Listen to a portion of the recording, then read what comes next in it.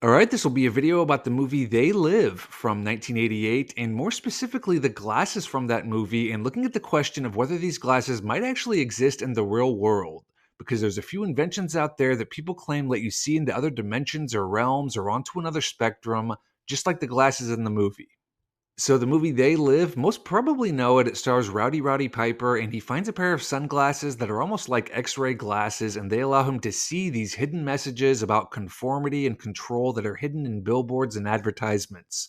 Things like obey, consume, stay asleep, and these glasses also let him see these alien-like or demonic-like entities that are controlling certain people like politicians or news broadcasters or just everyday people on the street.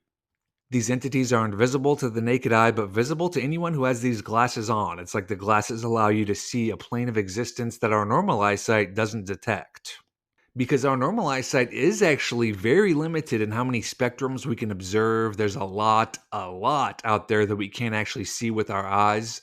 So there is a lot going on out there that we just can't see. And I'm going to talk about 3 things in this video that may allow you to see into these other realms and planes of existence like the glasses and They Live. I'm going to talk about Kirlian Photography, Dicyanin Dye, and some early models of night vision goggles. So first up is Kirlian Photography, and this is an extremely interesting topic. So Kirlian Photography has been around for almost a century, and it became kind of popular for a stretch in the 1970s. It's a special photography lens that people claim shows the aura or life force of whatever's being photographed. So it's basically like a radiant energy body that is invisible under normal circumstances, but visible using this special photography lens. Some believe that Kirlian photography quite literally shows our souls on these photographs, so sometimes it's referred to as soul photography, and it was discovered in the late 1930s in the Soviet Union by Seymour Kirlian, who was an electrician using these ultra high levels of electromagnetic frequencies with an electrotherapy device. And he noticed that when he would photograph something with this device turned on, the photographs would show rays and shoots of what seemed like electricity around people and anything that he photographed. And once he started publishing scientific papers on this technique, the Soviets became very interested in it and devoted just a ton of research into it. And they kept all of this research very secret, so no one really knows just how advanced their findings got. But in the 1970s, Kirlian photography, it got popular for a while in the United States. And the main person in the US who worked with Kirlian photography was this lady, Thelma Moss, who was a scientist and instructor at UCLA. So she worked at the UCLA parapsychology lab, which that was a real thing in the 1960s on the UCLA campus that studied psychic abilities and the paranormal and ESP, and they even investigated haunted houses and poltergeists. So it's pretty wild that this was an actual department at a major college like UCLA that just did nothing but study the paranormal, and they even had instructors who taught classes on the paranormal and ESP and things like that. And Thelma Moss was one of the instructors there, and she was just blown away when she saw Kirlian photography for the first time. And she started spending all her time studying this life aura that was shown in whatever she photographed with this device. Her laboratory is a sealed, light-proof chamber where the mysterious force can actually be seen. Triggered by an electrical current, the flaming halos that burst from objects exposed to the Kirlian effect will be captured on high-speed film. An ancient marine creature that died 450 million years ago displays the residue of an ancient life force. Oh, look at that. Isn't that fantastic?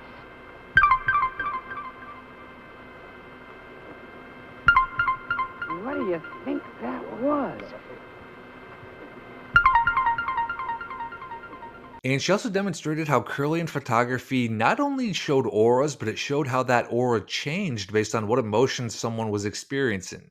So she had this experiment where she had 2 people kiss and showed how these auras of theirs changed based on the emotions that they were experiencing. Okay, Arlene and Fred, would you step over on each side of that glass plate?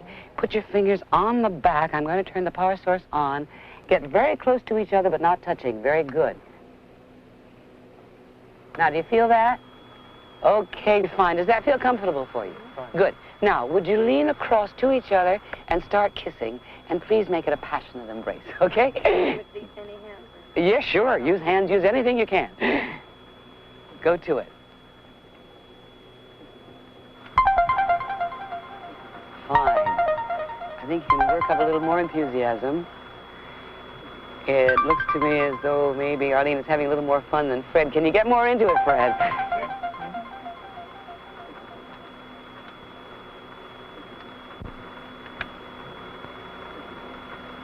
It looks like it's pretty good.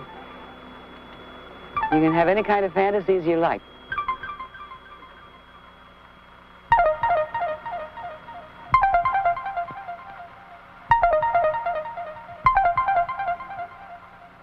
The life force responds to an emotional experience. Okay, that looks just fine. What is it we're looking at in Kirlian photography? And up to this moment in time, nobody knows. And one of the real interesting things is that there are experiments where a portion of a leaf is cut off and then that leaf is photographed with a Kirlian device, and the portion of the leaf that's missing still has the aura outline. Like it's still there, but just on a different plane of existence, even though the physical part of the leaf is gone. Okay, here's a very healthy and vigorous plant, and I'm going to take a leaf from it. And what I'm going to do here is cut off one good, healthy section of it like that. And when I do, I'm going to place it on the glass electrode here so that you can see very clearly where the leaf has been cut. Is that good for you, Clark, for framing? Okay. Now, when we turn on the Kirlian apparatus, I think, hopefully, that we will see in outline the part of the leaf that has been cut away. We call that the phantom leaf effect.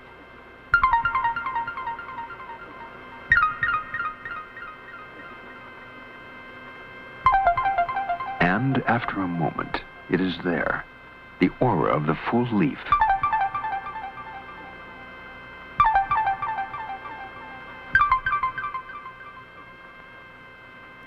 Sometimes you hear things about phantom limbs, like if somebody loses a foot, they can still feel that missing limb even though it's not there. This could definitely tie in with that.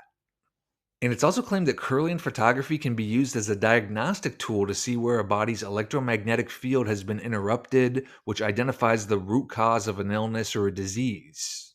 So it's a real fascinating thing, and the final interesting little note is that David Bowie was very big into Kirlian photography. He talks about his interest in it in this interview here, so I'll play that real quick. I was totally immersed, man, in like Kirlian energy, which is sort of a force that you find around the entire body. It may help to explain the idea of auras and healers, the energy that they have. And there was a woman, a doctor called Dr. Thelma Moss, who had a research department at UCLA, which was backed by the Pentagon, to fund the exploration of Kirlian energy and what they could do with it, because they'd heard the Russians were investigating it. So she developed a machine and made me one. And that's my fingertip, you see. This is a blow-up, that's my fingertip. And that's all the energy that comes out of your fingertip. If you take drugs or anything stupid like that, it looks like somebody's pulled all your hair out. Great clumps of it are missing. It's an extraordinary thing. That's my crucifix my father gave me, and the energy kind of goes up through that. And there's also this stuff called Dicyanin Dye, which is the second thing I'll talk about here. It's this chemical dye with a specific color and makeup that blocks out a large portion of the white light spectrum. So when you pour some onto a glass plane and you look through that screen, it's claimed that you can see a person's soul or aura. Dicyanin dye has also been around forever. A scientist named Walter Kilner did a lot of work with it in the 1920s, and for a while he sold these Kilner goggles, or aura glasses as they were sometimes called, and people would wear these to see the aura of things around them. And today, this dicyanin dye is apparently just almost impossible to obtain. There's this thread online about dicyanin where a guy who claims that he's a government chemist, he said he was going to try and obtain some, and he said that his security clearance would allow him to get cocaine and LSD and heroin and just a whole bunch of illegal substances, but he was barred from ordering dicyanin. And there's quite a bit out there on the internet about dicyanin dye. You can even find some sites that claim to sell dicyanin goggles. Some of these do not have the best reviews, so it's pretty tough to know what is and isn't legit, but there's definitely a lot more out there if you want to read up more on dicyanin. And then lastly, wanted to share this clip from the YouTube page Forum Borealis, who interviewed this guy Cliff High, who has done a lot of research into the paranormal. And Cliff High talks in this interview about one of the early versions of night vision goggles that were briefly used in the Vietnam War before they were discontinued. So night vision goggles were introduced in the Vietnam War. They'd never been used before, and Cliff High claims that his father was part of the group that first used them. And a bunch of people who wore the glasses saw these like crazy demonic entities and apparitions that they couldn't see when they took the glasses off. So it's a really interesting interview. There's far more to it than this, but this clip right here is about 8 minutes long. So I'll go ahead and just play this clip here real quick. So my father did 3 tours in the Vietnam War. And in his second tour, he was advanced enough in rank, and he was there, I think, 11 or 12 months. And when he was in country at that point, he's always been a field officer and came up in the military through the Korean War and a battlefield commission. And so, the military likes guys like him, and they let him be in charge of a couple of different projects. One of the projects that he was in charge of at the time was this technology that they introduced into Vietnam that almost brought the war to a standstill. Wow. And this technology was a night vision goggle, but it's not night vision as we have it now, okay? Because the night vision goggle was done in the red spectrum. And so when my father came back from Vietnam... You mean infrared or... No. I'll explain. Ordinary red. Oh, ordinary red. Okay. So instead of seeing... When you look at a night vision goggles now, you see green. Everything is translated into green for you. And human eye sees green, more colors, shades of green than any other color. It's part of our evolution, our need to find food. So that's clever then. Correct. But see, here's the thing. It started off as red. And so the night vision goggles were introduced to helicopter pilots and gunnery people in Vietnam. And I won't hesitate I won't guess as to which year it was that they introduced them. But my father was part of this initial experiment with the troops that he commanded. And it was a disaster because the image was presented in red pixels, not green. And because of the technology being used at that time, it created very interesting effects that they could not deal with. But the effect was this. A gunner in a helicopter would have no problem using these goggles. And only everything is showing up as a sort of a faint reddish image. And it was true night vision the way we have it now. And even a greater depth, because you could also flip it and get an extra layer that was sort of yellowish that would be heat signatures as well. And they don't have those combined anymore in these goggles. Anyway, the goggles that were presented to the gunners, and my father tells the story of the very first time they're out with them, and they're flying along, and he's in the front of the helicopter with the pilot. And all of a sudden, in a very peaceful area, not anything going on at all, the gunner in his on the starboard side of his helicopter starts firing wildly at their height, not at anything on the ground, but at an area that he was shooting at, and basically causing other helicopters in their little flotilla to have to react. And my father goes on back to the gunner, basically demanding, "What the hell, dude? What are you shooting at?" and the kid is just sweating profusely, and his eyes are just dilated beyond belief. And my dad thought he was dealing with another heroin addict, but this was before it had gotten really bad in Vietnam, and the kid was not exhibiting those kind of symptoms. He was reacting to what he had seen. And he's describing to my father that he was shooting at these basically flying demons that were flying alongside the helicopter. And he knew they were coming to get him because they were gesturing at him and they could see him. And so he reacted and he started shooting his Bren gun, big 50 caliber slugs at these things, right? And they were flying along right next to the helicopter. So he's firing out directly from the helicopter, and there are other helicopters in the vicinity. So it caused all kinds of problems. And this goes on repeatedly, week after week after week. Every time they try and use these night vision goggles, at some point they encounter monsters, true monsters. Now, officers had been told not to wear these. Okay, the pilots were told not to wear them. But my dad put them on to see what the hell was going on, and to hear him describe it, it was like being in the worst kind of a demonic gothic hell. that you'd look out at the tops of trees and you'd see these creatures with big wings and claws and everything come flying off of the tops of the trees. But you take the goggles off and there's not even a disturbance in the fog above the canopy of the trees, right? They're perceiving into an aspect of consciousness. Correct. Another dimension. And it was tied to the red image. As soon as they went to green, all of this kind of stuff disappeared. Of course.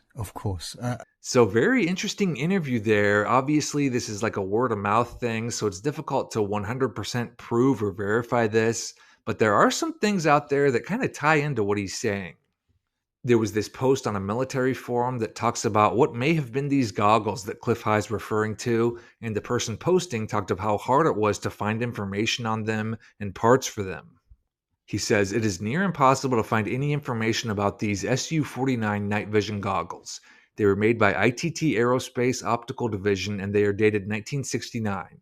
They came in a 1969 dated padded hard plastic case. They are what is known as Gen 1 night vision and needed an external light source.